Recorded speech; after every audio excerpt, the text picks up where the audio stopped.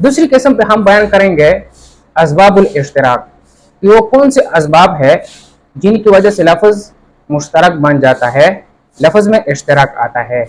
तो बड़े जो असबाब है वो कुल 5 है। नंबर 1, वाज़े का मुल्क और कौम के एतबार से मुख्तलिफ होना।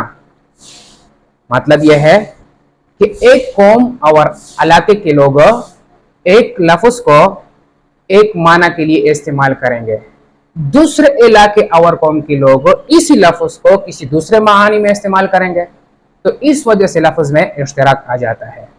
नंबर 2, एक ही कौम या एक ही इलाके के लोग एक लफ्ज़ को एक मौका पर एक मानी के लिए और इसी लफ्ज़ को दूसरे मौका पर दूसरे मानी के लिए इस्तेमाल करेंगे, इस वजह से भी लफ्ज़ में इश्तिराक आ जाता है। नंबर 3, लफ्ज़ का एक हकीकी माना होता है और उसका एक इस्तिलाही माना होता है। तो ये लफ्ज़ जो हो वो इस्तिलाही माना में मशहूर हो जाता है, इसी वजह से भी उसमें इश्तिराक आ जाता है। जैसे कि लफ्ज़ सवालात, उसका हकीकी माना है दुआ और उसका इस्तिलाही माना अरकान मखसूसा, जिसको हम जैसे कि हम नमाज पढ़ते हैं इसी में इस्तेमाल हो गया है।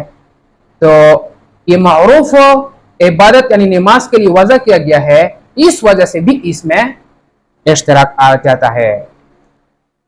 नंबर 4, कभी कभी माने हकीकी की बजाय माने मजाजी में लफ्ज़ को इस तौर पर इस्तेमाल किया जाता है कि माने मजाजी भी इस लफ्ज़ का एक जुज़ बन जाता है, जैसे कि माने हकीकी उसका एक जुज़ है, तो उसी वजह से भी लफ्ज़ में इश्तिराक आ जाता है।